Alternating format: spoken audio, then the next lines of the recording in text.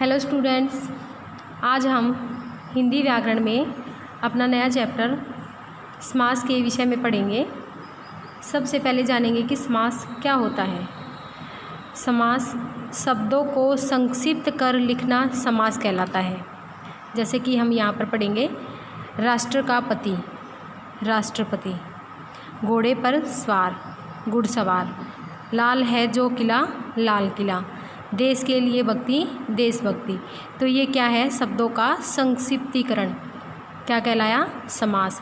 शब्दों के समूह को संक्षिप्त अर्थात छोटा लघु कर नया शब्द बनाने की प्रक्रिया को समास कहते हैं। समास प्रक्रिया से बने शब्द को समस्त पद कहा जाता है। इन समस्त पदों को अलग अलग कर पहले की स्थिति में लाने की प्रक्रिया को समास विग्रह कहते हैं। जैसे चौराहा अर्थात चार रास्तों का समूह। जैसे कि हमने यहाँ पे पढ़ा था कि राष्ट्रपति क्या है? समस्त पद हो गया, और राष्ट्र का पति क्या हो गया? समास विग्रह। समस्त पदों में दो पद होते हैं, पूर्व पद और उत्तर पद। पहले पद को पूर्व पद कहते हैं और दूसरे पद को उत्तर पद कहते हैं। जैसे चौराहा, चार राहों का समूह। यहाँ चौ पूर्व पद है तथा राहा उत्तर पद है। विद्या के लिए आलय तथा रसोई के लिए घर शब्द समूह समास विग्रह हैं। यहाँ विद्यालय तथा रसोई घर का विग्रह किया गया है। विद्या के लिए आलय विद्यालय, रसोई के लिए घर रसोई घर। तो बच्चों, समस्त पदों को अलग अलग करना और उनके आपसी संबंध को स्पष्ट करना समास विग्रह कहलाता है। आगे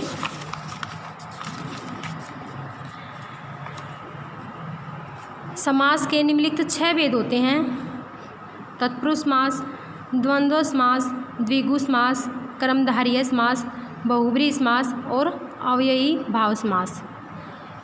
फर्स्ट में है हमारा तत्पुरुष समास। तत्पुरुष समास में कर्ता और संबोधन विभक्ति चिन्हों के अतिरिक्त अन्य सभी 6 विभक्ति चिन्हों का प्रयोग किया जाता है। जैसे कि जिन समस्त पदों में उत्तर पद प्रधान होता है और तथा समस्त पद बनाते समय विभक्ति चिन्ह का लोप हो जाता है, उन्हें तत्पुरुष समास कहते हैं। कारक चिन्हों में हम कर्ता और संबोधन को छोड़कर 6 कारक चिन्हों का विभक्ति चिन्हों का प्रयोग हम तत्पुरुष समास के दौरान करेंगे। जैसे कुछ उदाहरण हैं यहाँ पर।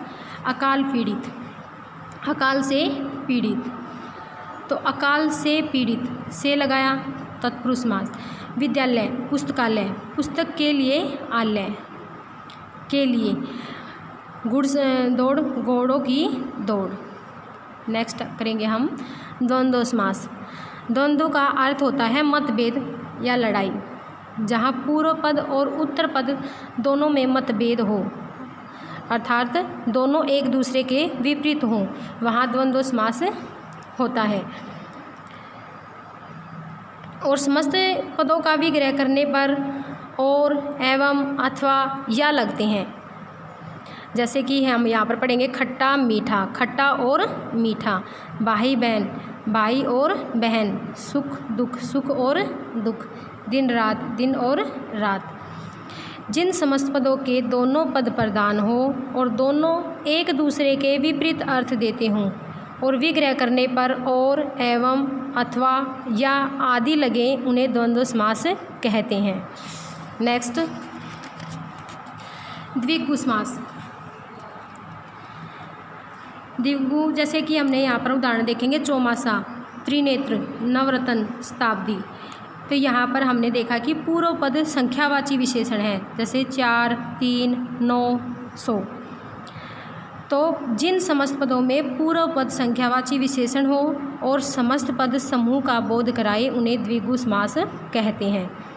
जैसे उदाहरण, त्रिलोक, 3 लोकों का समाहार। अठन्नी, 8 आनों का समूह। दोपहर, 2 पहरों अर्थात समय का समाहार। पंचतत्व, 5 तत्वों का समूह। नेक्स्ट कर्मधारय समास। कर्मधारय समास में क्या होता है कि पहला पद दूसरे पद की विशेषता बता रहा होता है। पहला पद पूर्व पद विशेषण और दूसरा पद विशेष्य।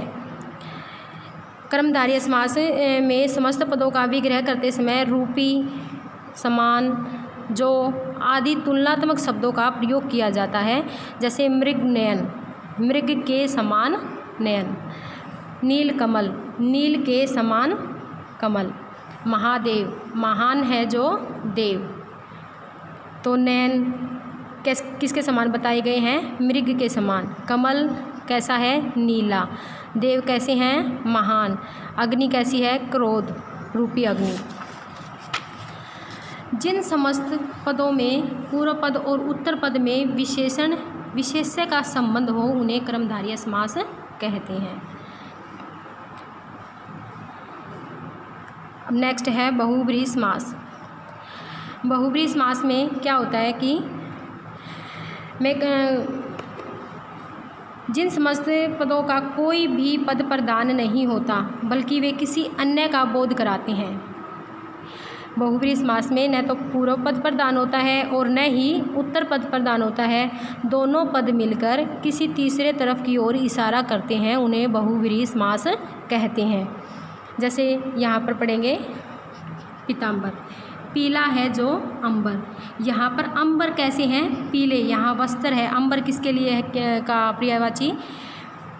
वस्त्र कैसे हैं? पीले। तो वस्त्र की विशेषता बताई गई है, पीले हैं वस्त्र। तो यहाँ पर कर्मधारय समास। और पीले हैं अंबर जिसके, किसके? कृष्ण भगवान। तो यहाँ पर क्या हो गया? बहुब्रीहि समास। तो कर्मधारय समास में पूर्व पद उत्तर पद में विशेषण विशेष्य का संबंध होता है, जबकि बहुब्रीहि समास में दोनों ही पद प्रधान न होकर कोई अन्य पद प्रधान होता है। जैसे चतुर्मुख, चार मुख हैं जिसके? ब्रह्मा। गजानन, गज के समान आनन है जिसका? गणेश। त्रिनेत्र, तीन नेत्र हैं जिसके? शिवजी।